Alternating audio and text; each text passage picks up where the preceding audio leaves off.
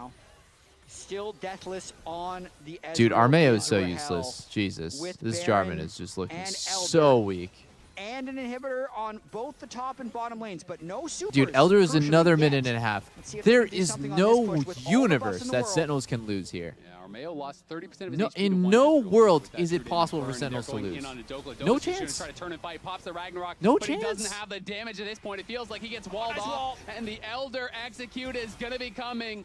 Does get knocked down into the GA. No and chance you goes would in lose for this. Isles pops the heal. Armeo trying to Fight re-engage to with the Catapult, death. but Berserker and Saint can do nothing. Wow, A Saint great scatter cancels of that overrun. Huhi He is low. that was Hawk pretty is cool, low, but he does not fall. ultimately- They retreat into the fountain. Impact trying to get in there and finish him off. Ultimately, but he falls. Sentinels The Stand United wins keeps him the alive, but game. Nexus is being targeted, and I think it's going to go down for Hell. And Darkwings Wow, take that was a down the losable game for Nexus, Lion. break the I called undefeated it. streak from Lion and win game 1. Armeo's 100% LCS win rate is no more, but more importantly, Sentinels take the win. Lounge, are you not entertained? Oh, that was an entertaining That was a game. crazy loss, I'm yeah. always entertained. But That yeah, was a you great guys one. didn't even give Wyatt, like, you Not a didn't single give game. Sentinels a win. I believe in the Armeo. You saw the Bucks. majority of that game. Did you believe in it? The vast majority of that game? No. I'm going back behind the PC. I'm going back I told you Yeah, that's Raz, what, I told you that's what the game would look like. Yeah, fair enough. Raz is going to break down some moments from that game, though. Sentinels pulled it together. This is where the Huhi quote comes in clutch, right? Huhi saying, "You're just one team fight away from winning the game." Like, that's a Huhi quote. It sounded just like him. That's Wow. exactly what he Yeah. sounds Did like. Huhi I run thought in Jay here? was in the room. And so, like, Real we just quick. play this out. This is Sentinels recognizing how large this goal deficit is, and the fact that the most important thing, it's a hex soul. The most important soul to be able to go up against. Like, if you lose a hex soul, you're probably going to lose the game. So let's take a look at this positioning. They just cleared out mid, so Lion is waiting for the next wave, and they're just waiting and biding their time. Sentinels are like, we need to push for something Deserved right loss now. for running So they start Mage the bot. Baron. And Holy funny enough, this worked based. poorly for them.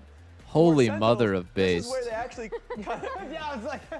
they die here. So if we rush it through here, Berserker runs down Impact, and then Isles finds a pick on towards Darkwings, and they do the exact same for Huhi. So you're wondering, why are you playing this play, Raz? Well, the most important thing is what Lion does with this time. Because Jarvan dies, so they can't go immediately towards Baron. So they try and get the soul immediately. So Sentinels recognizes, wait, we actually have a good timing buff. So let's go towards Baron. They push the play here. Lion, who's really delayed on their tempo, know they need to actually fight for this play. So then they lose Baron. They want to hunt. Dokla's like, I have an angle. We have soul. We should win this. Problem is, you're one man in front of 5 people. You are dead. And so even with the ulti from Isles, Oh man, this Dokla was turns into so another close pick, to and greatness there Sentinels, a too. team that is very scrappy when they are in a position like this. They will fight it through. So then this is huge. They come out with Baron with 3 kills, and now if we zoom Cassio in feels towards close to an the AD major carry, yeah, fight, early how game, all and those then bounties mid and got late game she lost, does no damage. You're fighting around here, and yes, the name that we have been all singing is Rahel. And the fact that Rahel has just been chipping at again and again. How did Armeo even get that low? Question, Rahel, 1 Q, 2 Qs. Armeo realizes he can't take up this space, he backs away. Berserker even tries to back away, recognizing this. Dokla's been trying to find an angle the entire time. And 2 Qs, 3 Qs, he's dead, burning with Ignite. And so suddenly it turns into an Elder Fight win for Sentinels. And this is It's just actually them crazy that finding Dokla their can timing have around 273 tempo that CS puts at them in a 34, winning it's good, but position in the Rahel's fight. literally The game still gets 380 and really, he's really like hectic fucking from here on 6 out. items right But now. We're just talking about how did they get back into the game. That was clearly He's not how at they get 7 back in the items, game. but If like right they're- there he's I at think 6 their items. creativity and recognizing the small windows that they have. Yeah. All they need is one fight. Ezreal looks All really Rahel good. needed was Ezreal, our stalwart. I am going to play a traditional AD carries. I know who he told me that he's been practicing mages. I don't know if I believe you. I don't think I believe it. No. But Rahel had a phenomenal game on the Ezreal. Insane KD, insane farm. We were looking at the farm numbers at the end there, being like he was above perfect farm. 500? I don't think he hit 500, but he was probably around like the 450, 470, I'd guess. Raz, did you happen to see at the end there? Hell no. I'll give him the 450. I'll give him the 450, but on Ezreal, that's crazy. But hey, that's Sentinels taking game 1, ending the win streak of our Mayo and Lion. Make sure that you at home, though, don't miss any LCS action when you get your favorite foods delivered on Uber Eats for less. I think if you're playing Mage ADC, you need to take Rabadons every game. I think it's the problem with Cassio is that her ratios actually and our suck. LCS players shared their thoughts on the Danish mid laner. So let's take a look. Having the experience and being calm, cool, collected, and kind of just like being creative, like the longevity of his career, how much of a peak he's been at, like it feels like. Oh yeah, games Caps are got over. announced When for I Hall play Legends. against him, I feel like he's very good at finding the cracks, very brave and smart. He's really creative, like in the mid game or late game. He's looking for game-winning angle. I don't think many people does this stuff. I kinda knew that he was good, but after he joined Fnatic, like he was much better. And then after he joined G2, I felt like he's the king of Europe. I have one story. Like it was 2024 Worlds. I played Champion Q in EU for the bootcamp, and I play against him. I was thinking, let's see how good he is. I actually just gap, like not even close. Maybe I was down 50 CS or 40 CS. Like, damn, this guy is actually insane. I think that was the first time I play against him. I was thinking, yeah, he's a legend. He was a lot better than I thought he would be. I kind of thought he would be a little bit more of like a passive player, like look for certain timers, but like honestly, he was kind of just a maniac. I just thought it was fun. Like I love playing against people who like try to push their limits like that, and it's like, it's really fun to try to push your limits against people like that too. You're honestly like such a big inspiration to like so many people, and like it's just super well deserved. I hope you can reach what you're looking for one day. Rooting for you. Congratulations, first of all, and I watch your game for the like getting some advice about how to win the game with this champion. Thank you. I hope we can play both in Worlds this year. There are players at home right now. They're seeing those European players, and they're believing that they. Caps is the GOAT of EU for sure. I think he's probably the GOAT Western player. Go even further.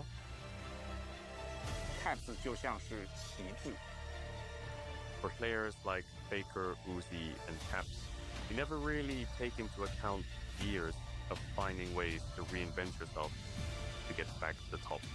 Where were you when the West rose up?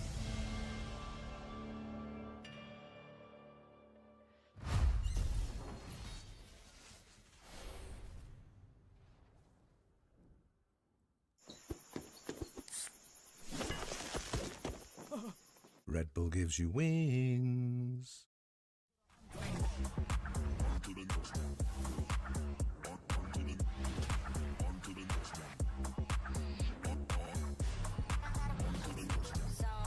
I gifted him the win at MSI. I'm a generous man.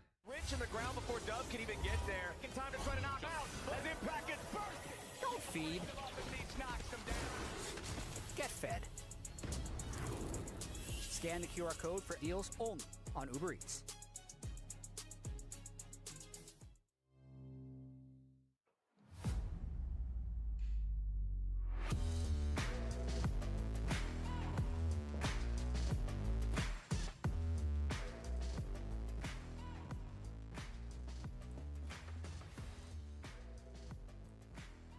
Ground is set in the enchanted wilds of TFT. In the new edition of LDET's tournament, players from different parts of the world face off, and only one region will have what it takes to conquer the enchanted wilds. Each country has summoned its legends.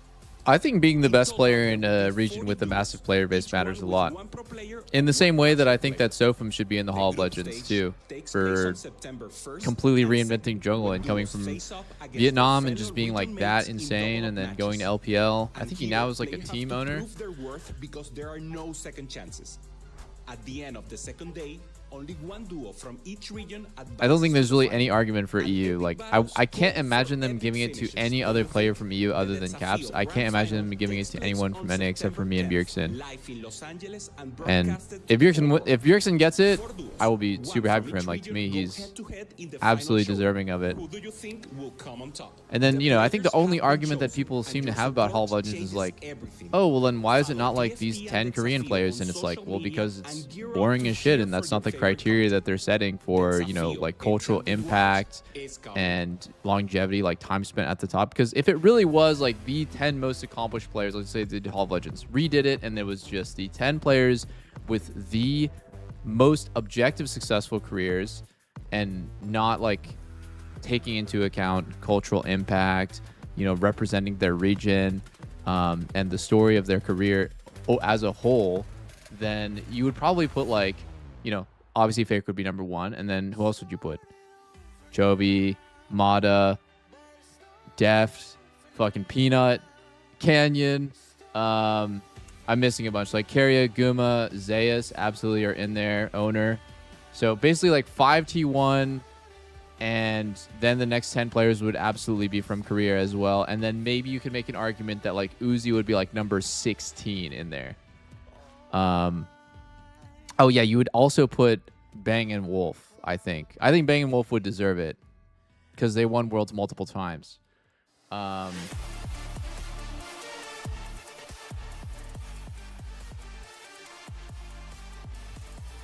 yeah, I mean, that's not only is it not exciting at all, but a huge component of Hall of Legends is selling skins. I mean, the reality is, welcome back to the LCS. Whether you like it or not, and I have mixed feelings about it too, but like a big component of Hall of Legends is selling skins. Or it might not surprise you because you said they were going to win. I did predict the Sentinels win. Time without Inspired had gotten too long for LYON, and interestingly enough, it's only getting longer. The late game. And I think that it would be extremely redundant and honestly not very hype and not a great conversation point for the community if the first 15 Hall of Legends inductees were all LCK players. Since every single person in the whole universe knows that LCK is the best region. So there actually is a little bit of a punishment there for. So yeah, I kind of like feel like the argument about Hall of Legends generally just falls on its face because it's just like, oh, okay, well I didn't think it was Caps because I don't think he's the best European player. Okay, then who do you think deserves from Europe more than him? Okay, well it doesn't actually matter about being the best player from Europe. I'm going to move the goalposts again. No one from Europe should get it because Europe has never won Worlds. Not a single time where they Okay, so then just make your own Hall of Legends where you commemorate all the 15, probably more than 15. I don't know why I'm stuck on this number of 15. I think there's probably like 30 LCK players before there is going to be a single player from another region that's not named fucking Uzi. I think like Xiaohu would be like in the 40s. A very winnable series for Sentinels. It's felt like oh, back in season 1. True. Had or have been huge winnable for teams playing against LYON without Inspired, but the individual performances of these LYON guys has just been so amazing. Dokla's the best top laner in the league in lane, which I think again he was last game. Saint was super far ahead of the curve of the game. But I think, you know, the Syndra, but this last game it does come up with some interesting discussion. I think that's always talking about, you know, greatest players in general.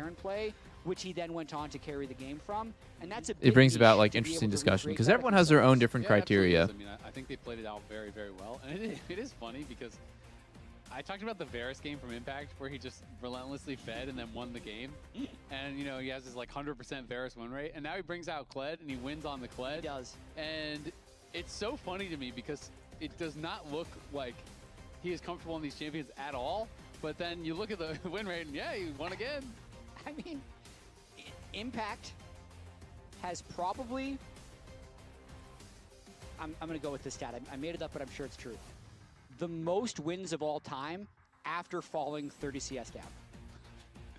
Completely like, unverifiable, almost but guaranteed. I'm going to agree. It's like 20 or 30. I think even back to his first title on Team Liquid, I remember he was like, they just blind pick him Maokai top into like some days Gnar. He'd go down 50 and they 3-0.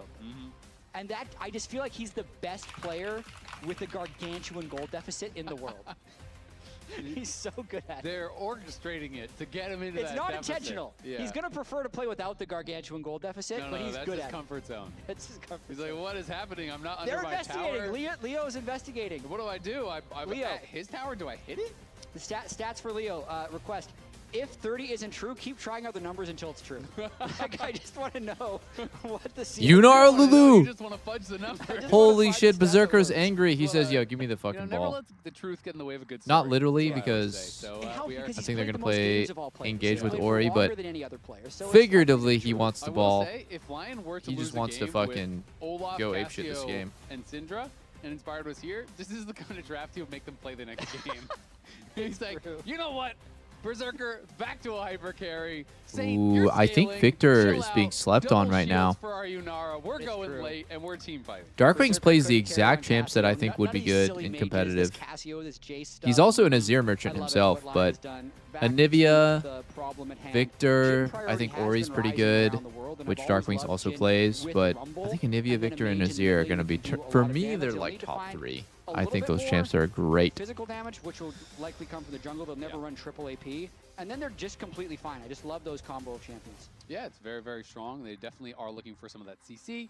I'm thinking of like Rel ban, champions along those lines, Nautilus ban, things that are easy, point and click, CC, set up for the Jhin, set up for the Deadly Flourish, set up for the Equalizer, as well as the Chaos Storm coming through. Man, this is a good Jhin comp from Rahel.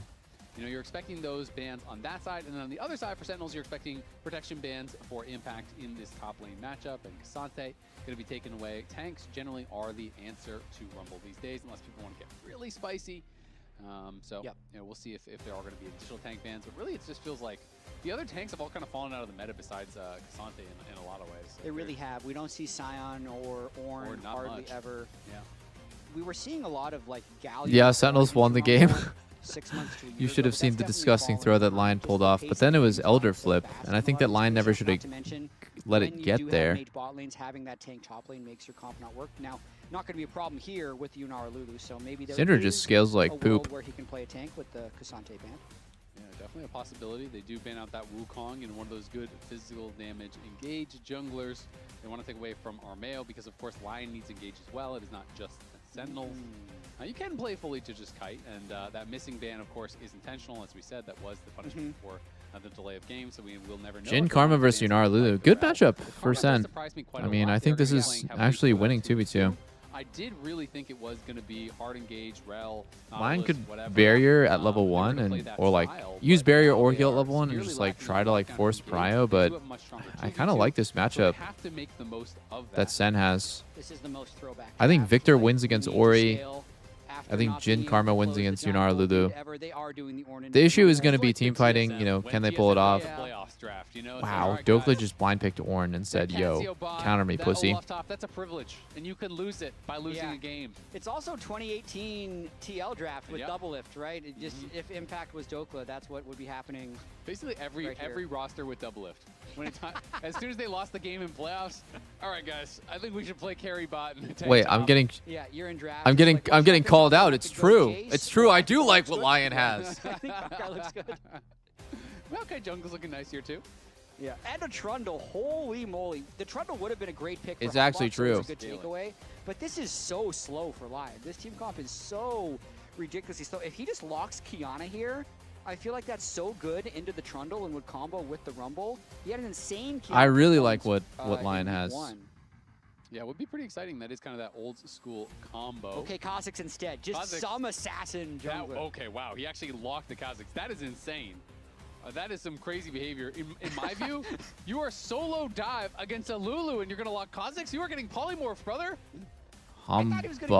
But he's feeling the Kha'Zix. He's looking at the Trundle. Humbok on the Kha'Zix? Maybe he's not. All right, let's see if you can play this shit, bro. He's a little less at the Lulu. I mean, you can probably win the duel against the Kha'Zix and competitive in the big 2-6. Sure. But that is going to be difficult to actually deal with polymorph, I think. Remember when we were talking about Impact's Kled win rate? He's now 4-6 on Kled, and I made I don't think it's that bad for him this game. Like his team is going to play to full kite anyways. Found the stats so fast. So Impact has the 3rd best win percentage, 63%, by the way, when down 30 CS or more at 15 minutes. That's insane. But minimum 10 games played. There are some people in Twitch chat that called this correctly. I love the people that are ahead of them. Dyrus and Danny have an 80% win rate when down 30 CS at 15. Wow. That's crazy. That was 80% win rate. For so many years. It's just like Camp Dyrus. Everyone sends too much to Dyrus, then they'd win. Excuse you, thanks to Danny, 5 gifted, Danny sir. was just like the chosen one in team fights. He was. This guy actually was just Neo in team fights. It didn't matter what the early game happened at all. He just showed up to a 5v5. It's kind of fascinating. I feel like the caster's talking about how does Kha'Zix deal with Poly, but another way to think about it is like Lulu literally only has one job, which is to hold Poly for Kha'Zix, but even then it doesn't necessarily stop the damage if he goes in at a timing she's not ready and then stealths the Poly. Ads now. Okay, got you. I'm playing ads right now, guys. Okay, love you. I'll be back. You know the drill. You can close this book. This is quite the scaling comp for Lion. I would say they outscale in all 5 roles. Victor Ori is probably arguable, but yeah, I like their scaling in literally all 5 roles. They do have an incredibly strong team fight. Kha'Zix is a banger, and I will say I like when teams take risks. When you are up against a favorite team, when you are the underdogs, it's time to go for some stuff. And congratulations to Hui. We were just talking about double lift. Doublelift, it's time to unretire, buddy, because who he just passed you, 329 career LCS game wins. Wait, really? Passing Doublelift for 5th all time. Apparently a bunch of people have been talking to Doublelift lately about if he's going to come back, which is really funny. He did the retirement home tournament. He played in the League Classic show match. What? Who's been saying that? That's how you get prepared for LCS. I did it, and who he never gives up. They brought this back as well. This was an old graphic for when they Who is saying that I'm going to come back? Which one of you guys is spreading false Boom, prophecies? That just happened. He didn't hear no bell. Lies This was, yeah, exactly, and from last slander. split. They were this team that had been able to make some crazy comebacks happen. And again, I think they Jat knew just last made game that they shit were up. down, I want to say 5-6K, and they lost Soul, and that is a wild game to win against an undefeated team in LYON. Yeah, Dark I'm not Wings coming back, is guys. Clapping Sane up right now in that 1v1. Ever. The CS pretty even, but those Yeah. trades are going heavily in Darkwing's favor. And it's probably really nice for Sentinels to have this comeback win because I'd say last week Ooh, against Dark Wings Shopify, with a level they 2 kind of had the laser. opposite, where they were ahead and couldn't close that game as Armeo's going in. And this was the game that they had last week against Shopify, game 3. They're ahead. Contracts just walked up and took Baron, and then they lost the series off of that. If that happens, they're 2-1, feeling a lot different about their season. Oh my God, Dark They Wings need took to be a able to very turn around bad here trade against there that. to Yeah, this even was it up. crazy Saint Baron needs to dodge his laser. Under Nocturnal just Oh, went he down. doesn't get the dodge. Is that Sentinels are the impact of teams. They need to be behind to become more powerful, you know? The critical error in that game was not the steal. It was being ahead. Bad in the first matchups, place. like I said. I got an update. Sentinels is winning mid and bot. Cherry picked my stat request to make my statement wrong because he did minimum 10 games. Huhi and Dyrus and Danny had only been down 30 CS in 10 games. If you make minimum games 11, #1 is impact again. But I like that he included Danny and I Dyrus because do. it's a fun throwback. It's a really fun fact. Ooh, Humbach already at level 4 here. Going to just hop over the pillow, and Armeo has got to leave. Armeo's going to lose double crab here. He is gonna Damn, have to Armeo's retreat Giga behind. back up towards the Wait, Krugs, what is he doing? Kaz Why is he is just gonna keep pathing? chasing Why is he it, waddling and, back this and forth is like that? One of the Okay. difficulties when you do pick 3 losing lanes and all this scaling, well, the jungler's going to be in your face. These drafts usually are completely illegal. It's 3 losing lanes and a trundle. It's just so much pain in the early game, but if you win one team fight on like 3rd Drake, you just I think the auto-win fact game. that Saint So it's is one of only those, down like, 8 do you CS have the discipline to means he not played take this risks lane while quite not well. ceding way too much that it becomes unwinnable. And then on the side of Sentinels, like the pressure is absolutely on them to take the correct risks, because one failed dive, one overreach can also do the same thing as what a 3rd Drake fight would do. Yeah, exactly. And I mean, I feel like in these games, stacking dragons early is the name of the game for Sentinels, right? That is the way you put pressure on a scaling comp. Yeah. If you allow LYON to get one random early dragon, then all of a sudden that 3rd Drake comes too late, right? And the Oh, threat of Soul wow. comes too He late. spaced They're that on- laser. on their items, and they can win. And I will say, while it is very I'm difficult rooting to for pull off that LYON. style, LYON, I think, is the team that, you know, over the last year, I kind of with don't Inspired, care has been the best in the a league at playing that huge style. sense You know, who they were wins, famous but I in really, Split 2, like, you know, after for- MSI, and in I've Split been 1 a even, pretty big for fan being a of team that LYON. traded, Just like their you know, you take story. Dragon, well, we take top tower, we take a Impact. plate, and we extend that gold lead, then we show up to the fight and we nail it. And again, Impact here is struggling in the I'm going to lose my 1v1 mind. early We against just get our Joker. flash Does one lose his 1v1. flash. Hopefully that doesn't result in you dying a little later. bit, realized that that Oh, was a kill great angle if trade he by gets hit by Berserker that there. charge, Super and well played. Had to flash away. Still hasn't based, sitting on his TP. Also, Humbach pathing down, probably for this early Drake. Interesting, he didn't do the Gromp.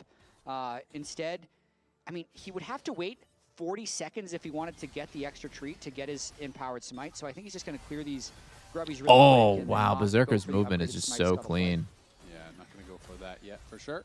Honestly, something I always see where I he always ends. felt this about Berserker. Assuming a recall, but Berserker going to be going it's all forward. in. He's just looking for Rahel. Rahel has already used his barrier. The barrier used by Oh, Berserker. Berserker's Flashes gonna forward. die? Can't Question finish mark? him off, but now Flash Humbach is Q, here. and flash he Q, has flash. dead. Flash in, first blood for the Kazik. Early flash, and that Isles, is early, an early, out of early mana flash. Lulu gonna have to flash to safety. Dude, you're so Barely crazy for avoids greeting the that. Kazik Wow! W, but does not avoid the deadly Wow! flourish from Rahel. It's 2 kills for Sentinels. They're up 2,000 gold in 5 minutes. Dude, Sentinels Just is like going that, insane CS right now. advantage. Top, jungle, mid, bot, support, and 2-0 on the scoreboard. It's the start they need for a comp like this. But I will say, like, he did that investment. It's going to delay the Drakes a little bit. This was close. Berserker saw it in his eyes. Oh, nice match you know flash what's there by crazy? Rahel. Nice match flash by Huhi. Then no barrier, no flash, no Sentinel's heal. bot lane. It's an Rahel is level incredibly 5 off the easy last game minion. for Hambach, who arrives in the nick of time. And then right here, Damn, Isles got mega punished for no early flash. I think was waiting for the cooldown. Blind shot. He got mega punished for it. Tags him and does get that double, and Golden Blue is pumped up. That is huge for them. And Sentinels, you know, they are in a position where they need every win to be able to secure themselves a spot in playoffs. They're by no means guaranteed. Lost a critical match against Shopify, and as a result, they put themselves in a bit more of a difficult position. And their next opponents here that they have coming up, it's going to be some really important games as alts are traded back and forth. They have FlyQuest, DSG, and C9. So not the easiest opponents remaining either. You know, DSG maybe an expected win, but Fly and C9 are going to be tough. And if you win here, that puts you in a much better spot. You know, 3 wins should get you to playoffs. So if they win this, Hambach's just going to take blue, and then he's probably going to slap Armeo's girlfriend's ass and then take Drake too. They should just start it. Then you've got to at least He'll just take everything, bro. You know, the FlyQuest or C9. It's fucking over. And FlyQuest GSG are both next week because they're not going to be going to Mexico City. So they're Is it not just an instant Drake angle right here? A win against LYON would be huge. While we were talking about the strength of schedule, I thought Kha'Zix was really good at soloing it. And he was 6-5 there, and he has double lane prio. Hambach could just do the invade, steal a couple additional camps away. But it is potentially questionable. After that steal, I think they probably could have taken a Drake. It's still up. We're talking about putting the soul pressure on Berserker never fails to disappoint. Oh, ulti. Some small things going well for LYON in that case. Yeah, not going to be able to get that root. Is that hit? Dude, that was one fucking inch from hitting, and then Berserker would be so fucked. He'd have no flash, 20% HP on his turret. Early gank from Hambach. It looked like they had a window where they might have been able to potentially get a kill. Armeo also spotted out here, and Hambach is going to be there for the counter gank. Ulti going to get popped by Dokla. He's going to redirect Dokla resets his R the other way. He's flashing back towards his turret. Over on the Rahel. They're looking to burst him down. The shield comes back up, but it doesn't matter. Berserker is surviving. Berserker gets another shield and a double from such a disadvantageous position. LYON's bot lane makes magic happen. They had LYON bot lane gets one back up. And Rahel and the Huhi biggest just thing that matters when you die is when you died. Didn't even have the level 6 Berserker and Isles died early. They died at level 4. They got the 2v2 kill almost exactly at 6, and that means that they get the cash in. So equally, it's 2 kills to 2 kills. I guess technically Hambach got one of them, but look at the actual total gold lead that Berserker gets off this. And it's so impressive. They are combined ahead 700 gold when it's 2 kills to 2 kills. You're going to get 1 kill to 2 kills. Way more consistent DPS. You go in with the ult, you chase him down. Wow. And they that was so nice. The fuck? Trouble. 3 members here, catches the wild growth, has to flash out anyway. No ult from SEN. That was a crazy TP in. Okay, here we go. Hambach is actually Thanos right now. He's up 2 levels on Armeo. Those TPs are kind of silly because really it saves you like a second. You could just TP to the tower and then that never happens. Yeah, the risk versus reward on TPing on that minion is kind of fucked up. Like, you probably should. Look, Darklings is about to do the same thing. He's literally about to do the same thing. Oh, but it's a bait. It's a bait. 9 minutes 30 seconds, still no Drake pressure. And if you that was scary. If you say, okay, you get right side comp, left side comp, 9.5 minutes in, your 80 carries 500 gold up, but your team is 1,000 gold down. You take those. Yep, you take right side comp for sure. And I think, you know, after that early couple kills, you're like, that's okay. They're up a couple thousand gold, so here it is one more time. I mean, so Rahel has 4th shot, but then he takes a long time to reroll. Oh my god, I'm reloading. Oh my god, I'm reloading. Dude, I'm actually dead. Triumph saved Berserker there. Triumph saved him and bought him enough HP to get another shield. Bad and lucky. Wow, that triumph. That's a very common phrase for LCS pros whenever something goes well for them, to say you're lucky and bad. That is funny. But I got to give so much credit to Berserker and Isles. I don't even feel like I can criticize Rahel and Huhi there. No, because I don't think so either. I would have died to the exact same play. Looks for that all-in angle. I guess, yeah. I 100% would have looked for that same play that Rahel did and died to Berserker and Isles. And just you use the 4-shot, there's the reload, there's the polymorph. You just got caught in reload various animation and you live with fucking 1 pixel of calculated health. it out Like, just right. And it is the what it is. damage He played is well. perfect I think I champion played. mastery. I would There's think such an I played understanding it of a matchup fine. like this that almost everyone gets chunked low there and just bases. And they're getting the first rake. Now, Okay, Lion. now it's a little tough. It's feeling like Inspired Spirit is in this game, even if Inspired is not. I think the biggest mistake that Hambach did this game is miss out on 2 opportunities to just start Drake. Nice, but again, He needed to take his advantage of 2 levels and translate it into an objective so the enemy team just feels very suffocated and pressured to do something. Instead, his bot lane was winning. Up until that point, his bot lane was winning, right? Up until they got 2v2 killed. And I feel like they just missed out on an early Drake. And now the first Drake's taken by Lion at like 11 minutes. And it's just, oh, you're just dead. Can be tough. Dokla going to get taken down, though. Hambach, 2,000 gold ahead of his counterpart now. Has used this matchup really well. He is up almost 2 entire Hambach's just levels and will fucking be up dunking 2 on full Armeo. levels after he takes this camp, as Armeo is close to 8, but Hambach's almost 10. It's interesting. If this beast of a Kha'Zix is in your solo queue game and he's starting 31 CS up and 2 kills, You open. I feel like you think he's going to carry the game. Yep. But in organized play with Lion tier team fighting, I think it's going to be a lot harder.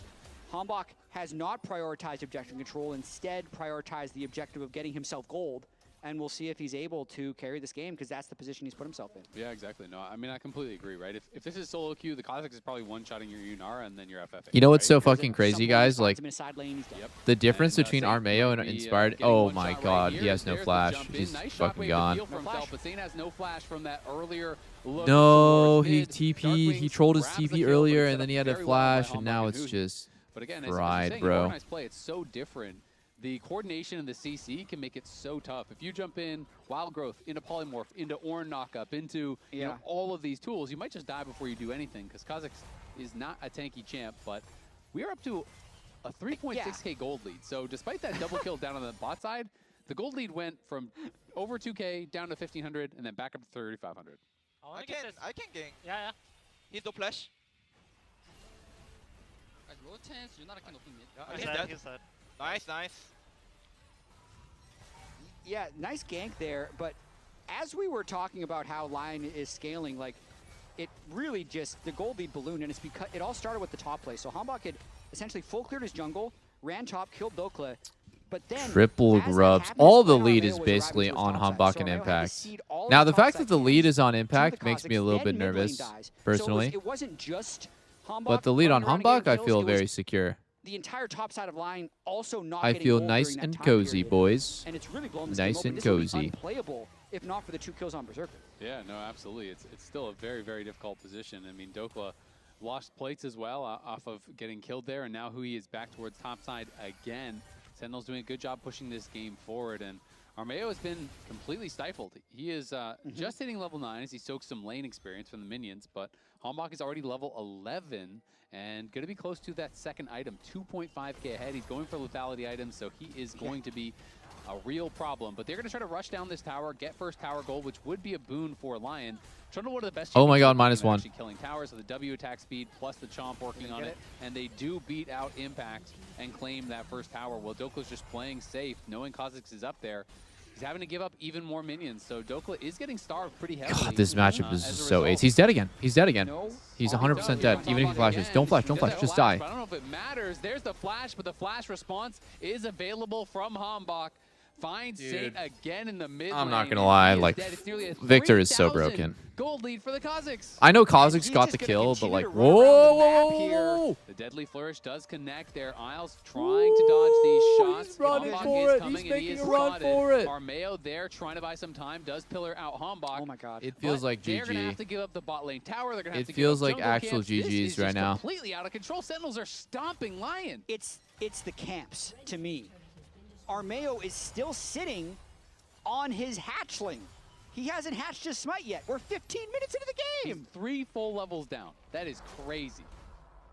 Objective bounties are available soon. That's good for Lion, because, you know, a few little bounties here and there, little slingshot effect, but my He did it, goodness. guys. He They're smashing fucking this right now. completed his Here's role Sizzle quest one on more time jungle. as this Berserker Woohoo! was going for Dark Wings. That was the trade of flashes that was off screen.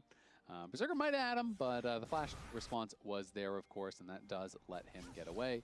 And Hambach just had a monster buy as well. I mean, Armeo did a drive-by mid gank, got level 3. Kuhi, though, could be in a little trouble, does have the flash, and is... And I think the drive-by gank shouldn't have fucked him over, but then he got pushed off of top crab, he got double crabbed, and then on his second clear, before Armeo was even done with the second clear, Armeo had double killed bot. Hambach now getting the Drake because he two-shots it. Hambach had double killed bot, excuse me. Can't. 2.5 full lethality items. Hambach was like on his second clear, and then he just got 2 kills. At this point, you're kind of just hunting bounties. And at that point, he's just so ahead, he can just do anything that he wants. Oh, no flash Dark Wings. He's looking fucking fried here. Good gank. 600 gold for Armeo. Close the lead a little bit. Wow, he sinks a massive shutdown to close the lead down to 4.5k. That was their first dragon of the game here at 16 minutes. So as long as LYON don't keep Armeo could die here. Anybody could die here. Anybody could die here. Gonna get stealthed on, and Hambach jumps in, flash away, but there is the leap in from Hambach, asserting his dominance as Dokla has got a TP back to base. Yeah. Oh wait, the Kha'Zix is behind me. I want none of this smoke. Just get me out immediately. Hambach has lived in the jungle of Armeo. This is a very difficult game for him to survive in, but he has a 2-item Yunara.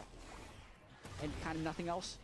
Everything else he needs to play around. This is all on It's literally not that Inspired would never let this happen, which, yeah, he probably wouldn't, but I don't think Inspired would ever blind pick Trundle. In Atlanta, Georgia, from October I don't understand how Trundle was the pick tickets here. Are on sale. I said LYON was going to be there. Wasn't a very hot take before. Still don't think it is, but it's maybe slightly hotter.